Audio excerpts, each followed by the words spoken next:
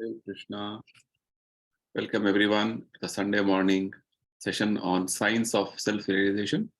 Before we start the session, let us offer our prayers to Lord Krishna and Prabhupada. Nama Om Vishnu Padaya Krishna Preshtaya Bhutale Srimate Bhaktivedanta Swami Namine Namaste Saraswati Deve Gauravani Pracharine Nirvisesha Shunyavadi Paschatya Deshatarine Jaya Shri Krishna Chaitanya Prabhu Nityananda Shri Advaita Gadadhara Shri Vasadi Gaura Bhakta Vrinda Hare Krishna Krishna Krishna Hare Hare Hare Rama Rama Rama Hare Hare Shri Shri Radha Vrindavan Chandrodaya ki Jai Shri Shri Nitai Gauranga ki Jai Srila Prabhupada ki Jai Nitai Gaura Premanande. Welcome for this session on discussions which we are having from this book, The Science of Self-Realization. We have been discussing on this book since almost 1 year now, and we have been discussing systematically topics given in this book. So we have been, since last 2 sessions, discussing on a topic which is known as reincarnation and beyond. So this topic we have covered 2 sessions earlier. Today we'll try to conclude the session by understanding what Prabhupada would like to give us the message, understanding with regard to his teachings. And all these discussions we are having based on the wonderful mercy and inspiration from His Divine Grace, Srila Prabhupada, who is the founder Acharya of the worldwide Hare Krishna movement. As I told you, this whole discussion, what we are having, is actually an interview which Prabhupada had with the London Broadcasting Company interviewer called Mike Robinson. And this interviewer had many questions about the science of the soul and what happens after death, will you come back again, all such questions, very philosophical questions. So Prabhupada, he is referring to Bhagavad Gita, Bhagavatam and other age-old Vedic literatures and give very wonderful response for this for these questions. So this is actually a recorded conversation which happened in the August of 1976 at the Bhaktivedanta Manor in London. So in the previous 2 sessions, we have discussed few important points, which we will try to have a short recap before we begin our discussion today. Prabhupada explained what is the philosophy of Krishna consciousness. Krishna conscious philosophy deals with what is the difference between living body and dead body. Basically, Prabhupada want to tell us that Krishna conscious philosophy is dealing with mainly the aspect of spirit soul, that we are not this body, we are spirit soul.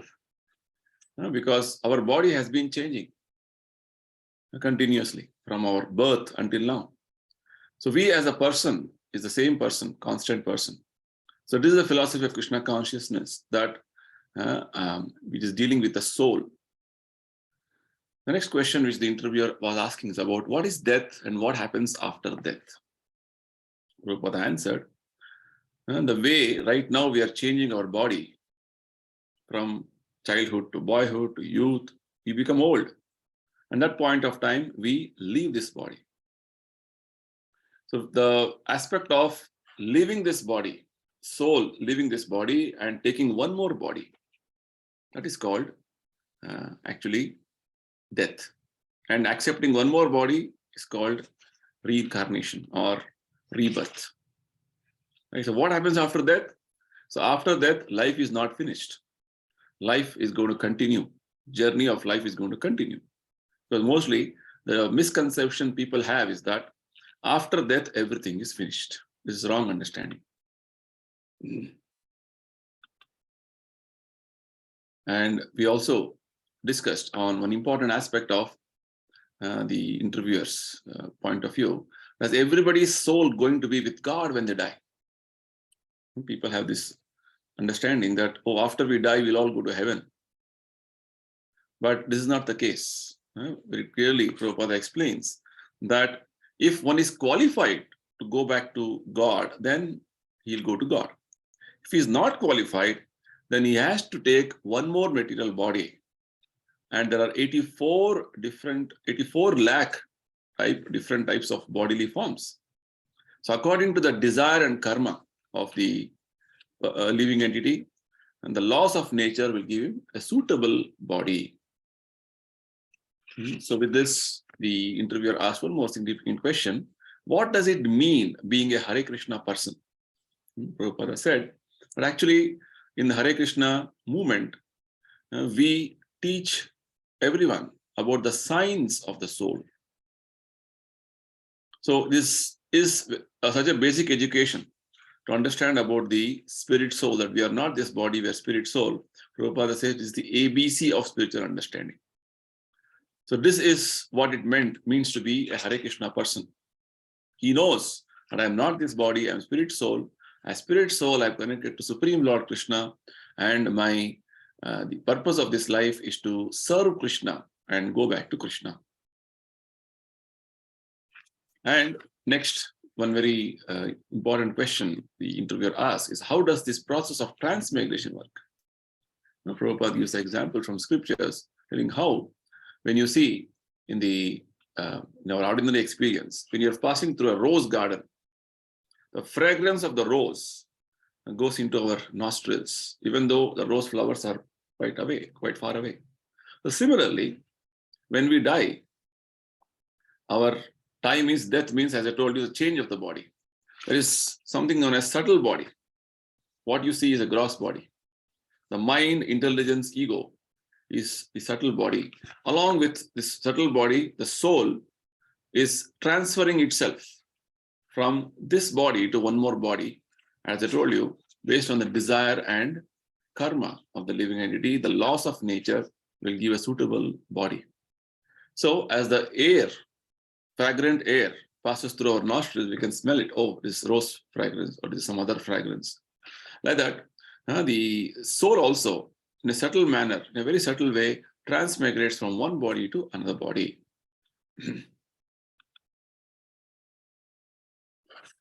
And we also discussed about an important aspect Krishna mentions in Bhagavad Gita, how just by understanding Krishna, you're freed from birth and death.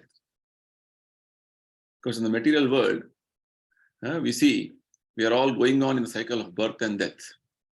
But anyone who understands Krishna, Krishna confirms in Bhagavad Gita, Tyaktva deham punarjanma naiti mameti suarjuna janma karma chame divyam evam yobeti tatvataha. This is assurance given by Krishna in the Bhagavad Gita. So the process which all of us have to follow as human beings, simply understanding Krishna will relieve us from the cycle of birth and death. And when Prabhupada was quoting so many scriptural references, the reporter asked about the authenticity of Vedic scriptures. And Prabhupada said, the Vedic scriptures are authentic because they are not manufactured by any person. It is all coming directly from Lord himself, Lord Krishna himself, right? So this is something like when Krishna created this material world, he gave us the way we are supposed to function in the material world. Just like any gadget will come with a manual how to operate that gadget. Likewise, when Krishna appears in the material world, he creates this material world, then he also gives us the directions, the codes of law, how to function in the material world and liberate yourself. So this is called Vedic literatures. And Prabhupada also was pointing out the fault of the modern civilization, that the modern civilization is operating on the mentality of dogs and cats. Basically, Prabhupada want to tell us that everybody in the material world is operating on what is known as the bodily concept of life. I am this body, I am the bodily sensations and gratifying the senses is what is the ultimate purpose of life. Like this, everybody is going on in the bodily concept of life, which is actually not the right understanding or the right consciousness we are supposed to have. So Prabhupada pointed out this particular fault in the modern civilization and trying to tell this interviewer that this is the biggest fallacy of this modern day context. So let's continue our discussion today. Now the interviewer is asking one more point now.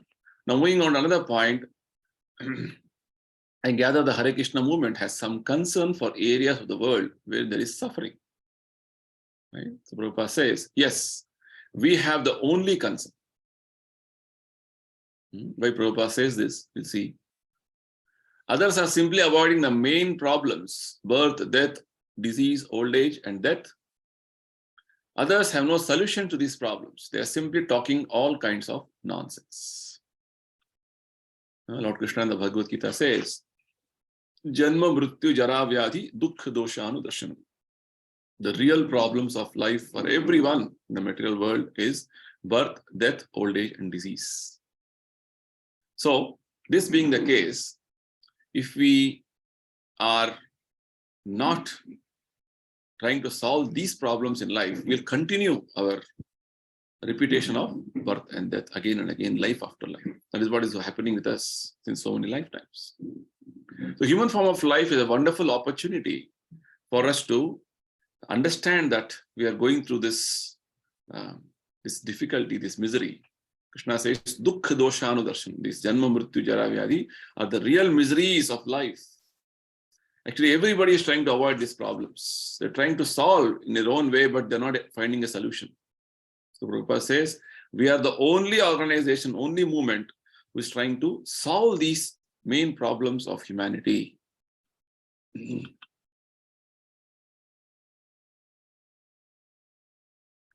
People are being misguided. They are kept in darkness. Let us start to give them some light. So Prabhupada says, everybody is kept in such ignorance, such darkness that nobody knows what is what. Any big person, if you ask, or any scientist you ask, any politician you ask, nobody knows about what is the purpose of life. They're all being misguided. They're completely in darkness. Yes, so the interviewer further asks his question. Yes, but apart from giving spiritual enlightenment, are you also concerned for people's physical well-being? A very appropriate question the interviewer is asking, because Prabhupada says, unless you understand about spiritual knowledge, and I'm not this body, I'm spirit, soul, and simply working on this wrong understanding, it will not give you any solution. So Prabhupada is stressing on the spiritual enlightenment, spiritual path, spiritual progress. So this person is concerned about, what about physical well-being? The interviewer, Prabhupada says, physical well-being automatically follows spiritual well-being. When you are spiritually keeping yourself in a proper way, then automatically everything will be okay, fine. It's just like the horse and the cart. Right? The cart will not move unless you put the horse in the front, so the horse will carry the cart. Likewise, the spirit soul in the body is out of the body. What this body will do? Or spirit soul is not in a healthy condition from the spiritual perspective, then this body will not function properly. Right? So that's what Prabhupada says. The material well-being follows spiritual well-being. Spiritually you are fit, then everything else will be perfect. That's what Prabhupada wants to say. So based on this reporter is asking one more query. And how does that work? He wants to know. Prabhupada says, suppose you have a car. Prabhupada gives a nice example here. Naturally, you take care of the car as well as yourself. Right? Car is an instrument to take you from one place to another. But you don't identify yourself as the car. Right? We use it whenever required, and it is there as an instrument for our utility. You don't say, I am this car. This is nonsense. Right? Anything what you use, it may be a gadget or it may be a vehicle We don't identify with that particular thing. We just say it is being used for my purpose. But this is what people are doing. They are taking too much care of the bodily car, thinking that the car is the self. Actually, this body also is like a vehicle. Bhagavad Gita Krishna says, Yantra Rudhani Maya. This body is like a yantra, machine. It is actually carrying the soul from one body to another body. Just like the car carries your body from one place to another place. Like that, this body which we have, whatever body we have, is actually like a vehicle carrying us from one place to another place. So Prabhupada further says, they forget that they are different from the car, that they are a spirit soul and have a different business. This is the problem. Now, people are unaware, people are ignorant about the actual situation. They think that I'm a body. I'm not I'm just this, the body working. Body also will not work when the spirit soul is out of the body. Right? Just as no one can drink petrol and be satisfied. So no one can be satisfied with bodily activities. A very nice example Prabhupada has given. If you think yourself car, you start drinking petrol, what happens? It is not your food. Right? Similarly, if you think yourself body and work from the bodily platform, work on the bodily conception of life, it will never be satisfying. Any historical reference you take, anybody in the world, nobody is satisfied with the bodily gratification. One must find out the proper food for the soul. So what is that food which soul requires? Soul is starving now because of not giving spiritual food. If a man thinks I am a car and I must drink this petrol, he is considered insane. Very, very wonderful common sense example Prabhupada is giving. If a man thinks I'm in this vehicle and I'll drink petrol, it is wrong. You have a different requirement. The body has a different requirement. The soul has a different requirement. To maintain the body, of course, you have to eat food. But for the soul to be in a proper, in its healthy state, it requires spiritual food. So what is that? Further, we'll see as we move forward in our today's session.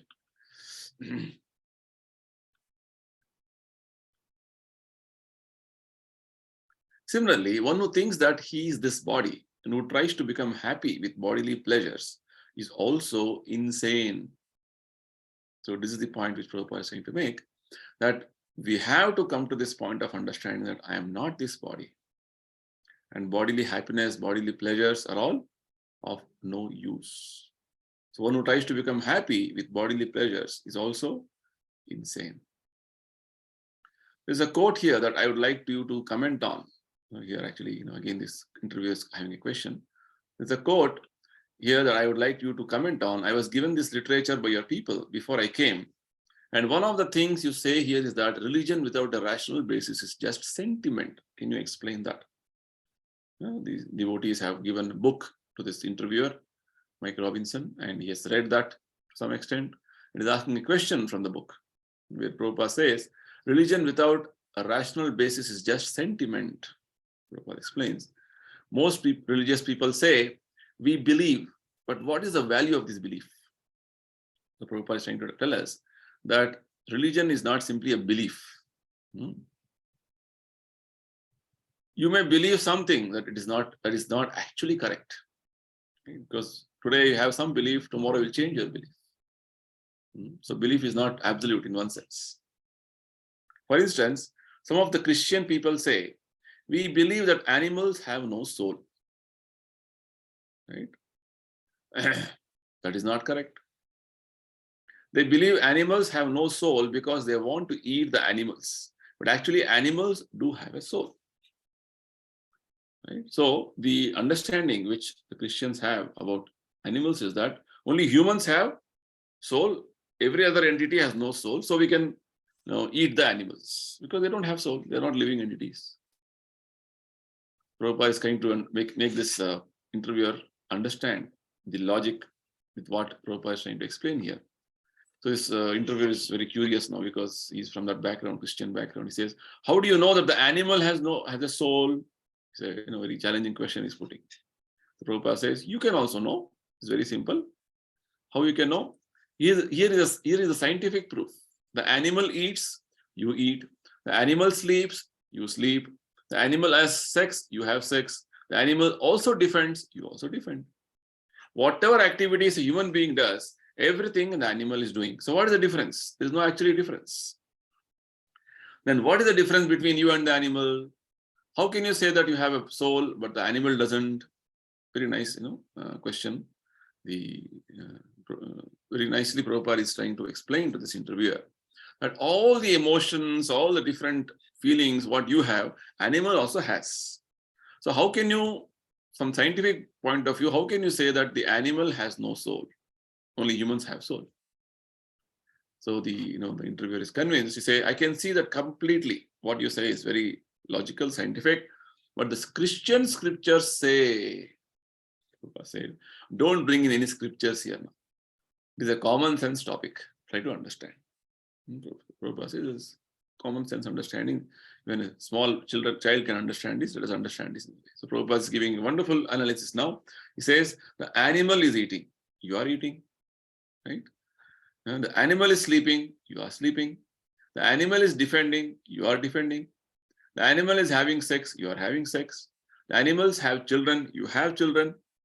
They have a living place and you have a living place. It may be animal, bird, anything, any entity you see, everybody is going through all the same experiences as what you are experiencing. If the animal's body is cut, there is blood. And if your body is cut, there is blood. So many similarities are there. So all these similarities are there. Now, why do you deny this one similarity, the presence of the soul? Prabhupada says it's not logical. If so many similarities are there, why do you deny this one aspect, which is no soul? So you have studied logic, Prabhupada says. In logic, there is something called analogy. Analogy means drawing a conclusion by finding many points of similarity. Right? Analogy means drawing a conclusion by finding many points of similarity. If there are so many points of similarity between human beings and animals, why deny one similarity? This is not logic. This is not science. See, so nicely Prabhupada explains. So many points of similarity are there between humans and animals. Practically, everything. And why are we denying that animal has no soul? As per the logic, as per the analogical way of understanding things, we are any entity will be having life symptoms when there is soul. The soul is out of the body, the life symptoms are not exhibited by that entity. Right? That is the point.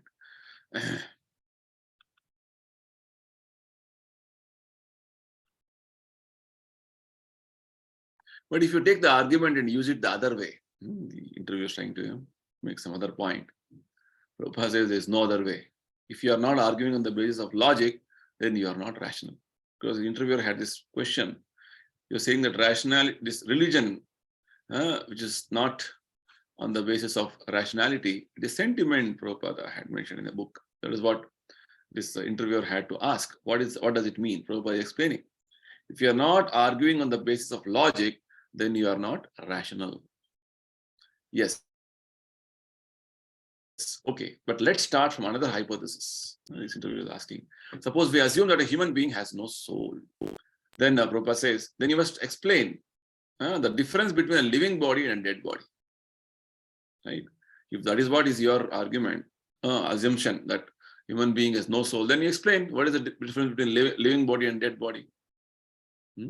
I've already explained this at the beginning, because in the beginning of this talk, Prabhupada is told Krishna conscious philosophy means it is teaching you what is the difference between a living body and a dead body. A living body has spirit soul, dead body has no spirit soul. As soon as the living force, the soul is gone from the body, even the most beautiful body has no value. Right? This we have experienced. No one cares for it, it's thrown away. But now, if I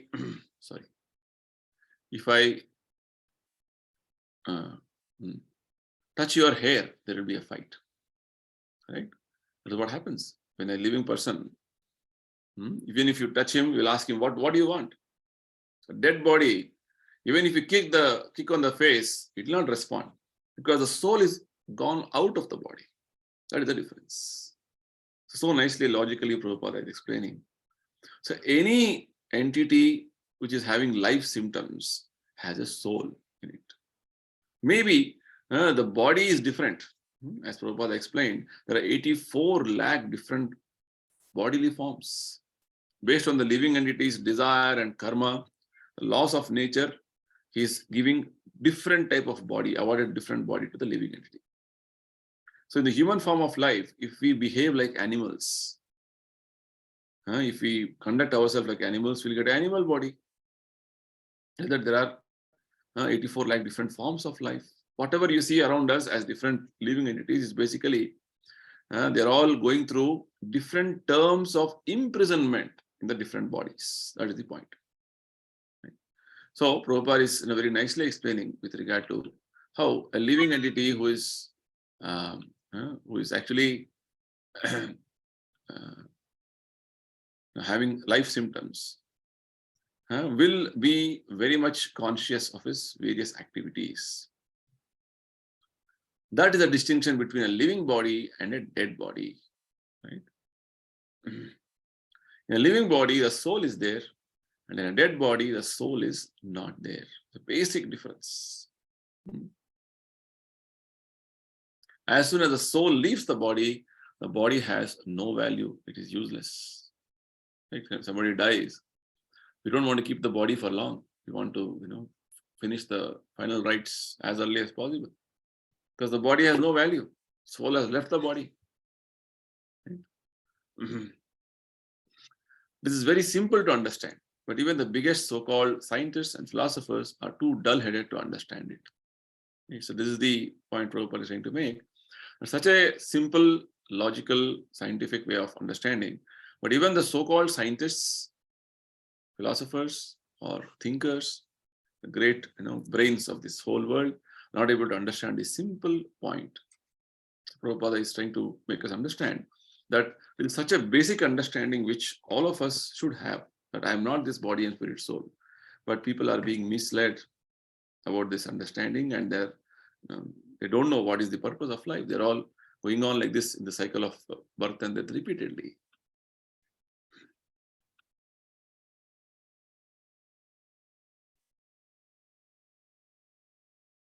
Modern society is in a very abominable condition. There is no man with a real brain. Right? Not only one person, entire modern society, entire population is going through this whole big illusion, the bodily concept of life. As Prabhupada says, modern society is in a very abominable condition.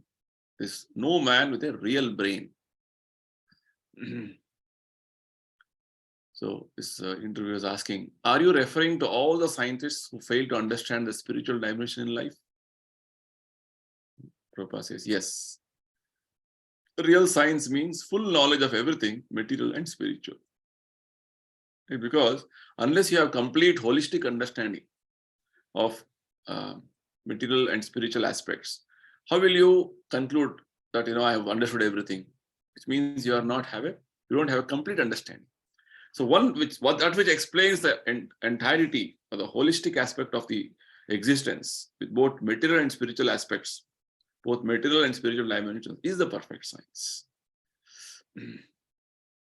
So Prabhupada, this interviewer is, he knows some background of Prabhupada's life, earlier life. So he's asking, but you were a chemist in secular life, were you not?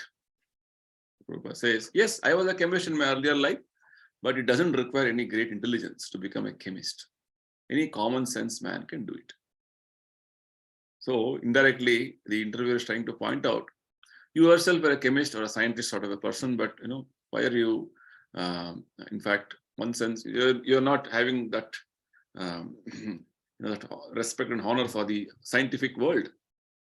Prabhupada is telling, see, we respect everybody as long as they also have the spiritual dimension of life.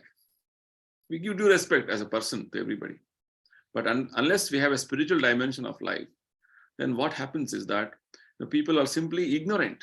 You may pose yourself as a big scholar. This is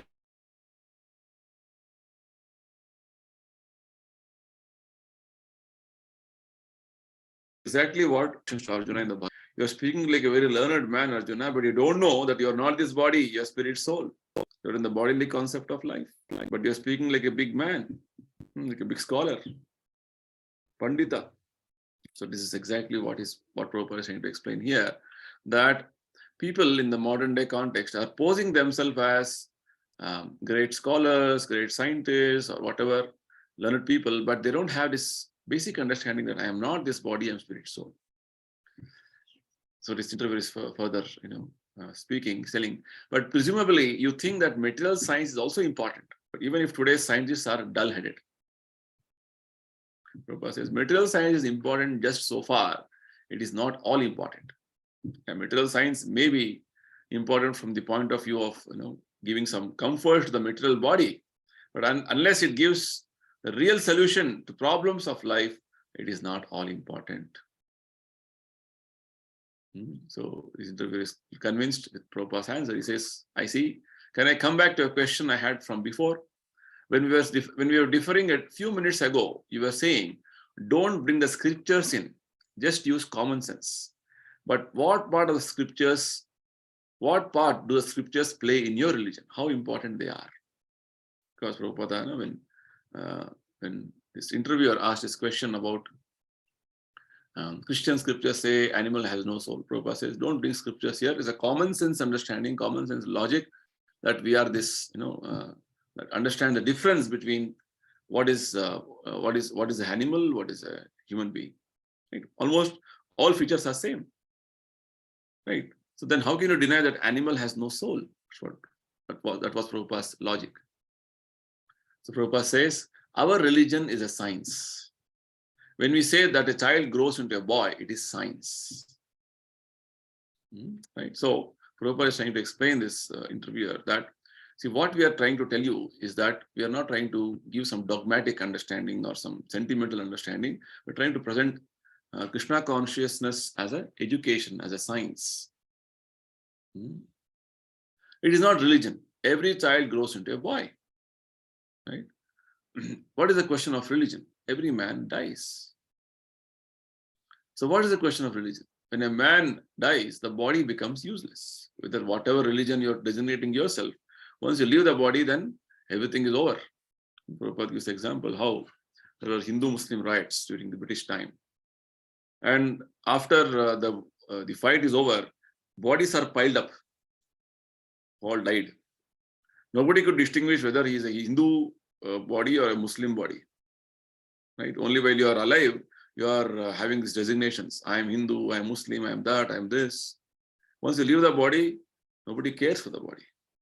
Right? So Prabhupada is trying to explain from that point of view, that logical way of presentation, that whatever you are telling about the scriptures or whatever religion, your religion means should be based on scientific understanding, not simply some sentimental understanding. So Prabhupada is again putting this question. What is the question of religion? It is science. All of us are growing, all of us are becoming old, all of us are dying. So it is a science. That's what Bhagavad-gita Krishna is telling. Whether you are a Christian or Hindu or Muslim, when you die, your body becomes useless. This is science. Right? When your relative dies, you cannot say, we are Christian, we believe he has not died. No, he has died. So nobody can say, oh, I belong to this religion, so I'll not die. No, anybody who's telling that I belong to whatever religion, you have to go through this this process which Krishna has made for all of us. Whether you're a Christian or a Hindu or a Muslim, he has died. So when we speak on this basis that the body is important only as long as the soul is in the body. Right? We are not having any some fancy ideas or fanatic ideas. Oh, you belong to this religion, you don't die. No, not like that. The point is, Prabhupada is telling the philosophy of Krishna consciousness, Bhagavad Gita is based on very logical, scientific way of understanding. So Prabhupada is telling very nicely that when we speak of on this basis of that, we are on the scientific basis, then we understand this body is not important as long as the spirit soul is in the body. The body is only important as long as spirit soul is there. When spirit soul is out, body is useless. When the soul is not there, it is useless. This science is applicable to everyone, and we are trying to educate people on this basis. So this interviewer is asking further question. But if I understand you correctly, you seem to be educating people on a purely scientific basis. Where does religion come into it at all? So Prabhupada says, actually this interviewer is having some confusion. Religion, science. Prabhupada says, religion also means science. People have wrongly taken religion to mean faith. I believe. Right? People are having this connotation or this feeling that, religion means some faith. But Prabhupada is trying to clarify, religion doesn't mean faith. Religion means a very scientific presentation of things. Prabhupada has been telling this in Bhagavad Gita, Bhagavatam. Bhagavad Gita is a science, scientific understanding of the soul. Bhagavatam is a scientific understanding of Lord Krishna. So Prabhupada is telling to one devotee, find out the meaning of the word religion in the dictionary. The dictionary meaning is found out. Recognition of superhuman control or power, and especially of a personal God entitled to obedience, and affecting such recognition with the proper mental attitude. This is the dictionary meaning. So Prabhupada says, yes, religion means learning how to obey the supreme controller. So even the dictionary is telling this. Prabhupada is pointing out. So you may be Christian, I may be Hindu, it doesn't matter. Whatever religion you belong to. We must both accept that there is a supreme controller. Whatever may be our background, we have to understand there is a supreme controller. Right? So Prabhupada is saying to point out to this interviewer that religion is a science. It is not that we cannot separate science and science is different and scientific basis we are teaching, so religion is something different. No. Everyone has to accept that. That is real religion. Anything which is not understanding this aspect that is a supreme controller, then they are simply sentimental or fanatic. Now, not this, we believe animals have no soul. That is not religion. That is most unscientific. Religion means scientific understanding of the supreme controller, to understand the supreme controller and obey him. That's all. Very simple definition. There is supreme controller who is governing the laws of this whole material world.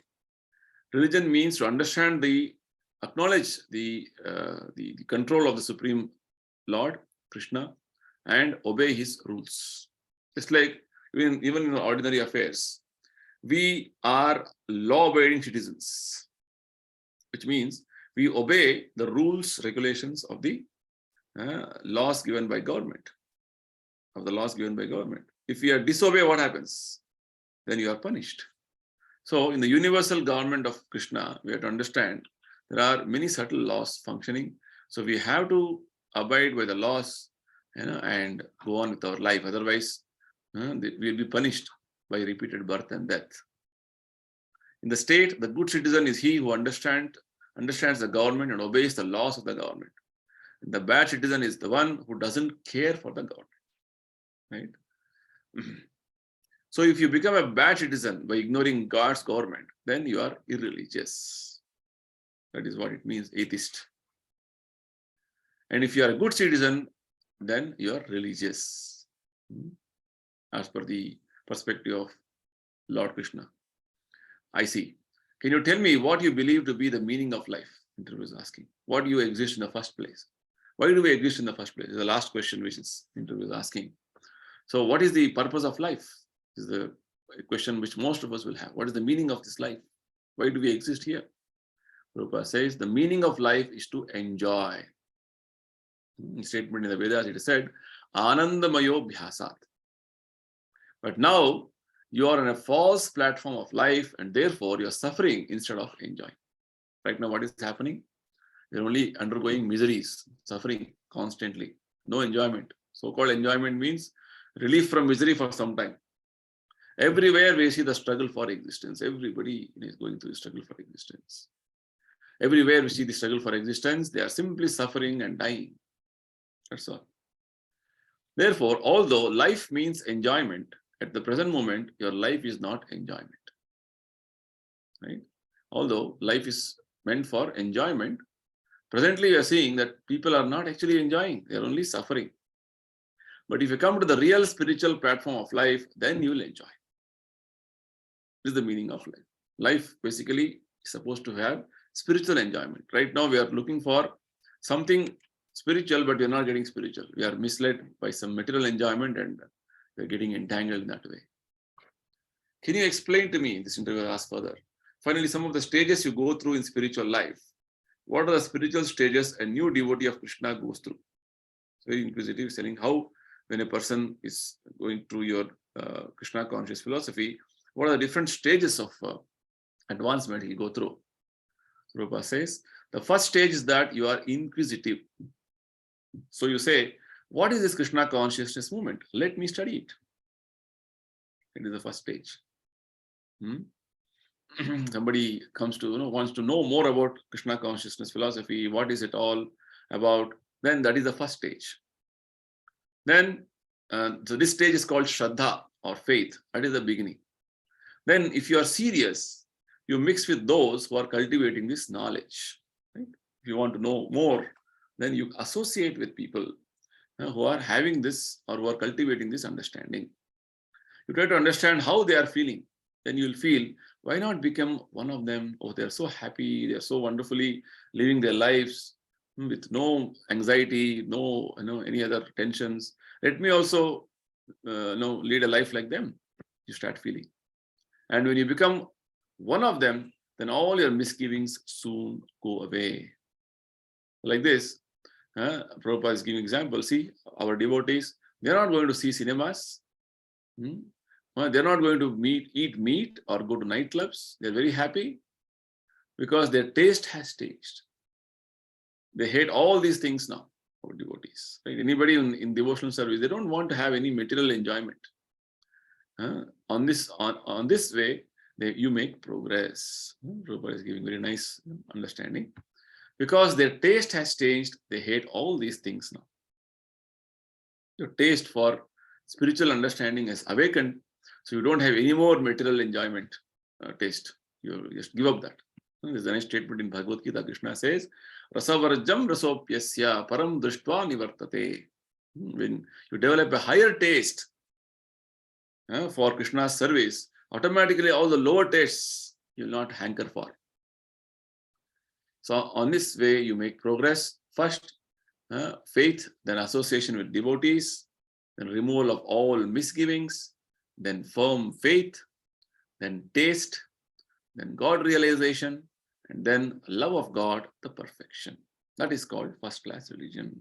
Like this, step by step, Prabhupada explained. That's basically this is the step-by-step process of progress of any person who would like to take up the process of devotional service.